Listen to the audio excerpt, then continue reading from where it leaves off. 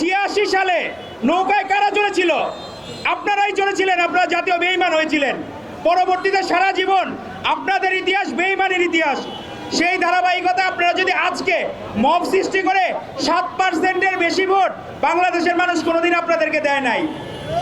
এজন্য আপনারা যতই স্বপ্ন দেখেন, বাংলাদেশের মানুষ কোনোদিন আপনাদেরকে রাষ্ট্র ক্ষমতায় আনবে না। তো আপনারা শিষ্টাচার ঠিক রাখবেন রাজনীতিতে। তারেক রহমান বাংলাদেশের সবচেয়ে জনপ্রিয় নেতা। 7ই জানুয়ারির দাবি নির্বাচনে প্রায় 95% মানুষ ভোট কেন্দ্রে যায় নাই। কার ডাকে সাড়া দিয়ে যায় নাই? তারেক রহমানের ডাকে সাড়া দিয়ে যায় নাই।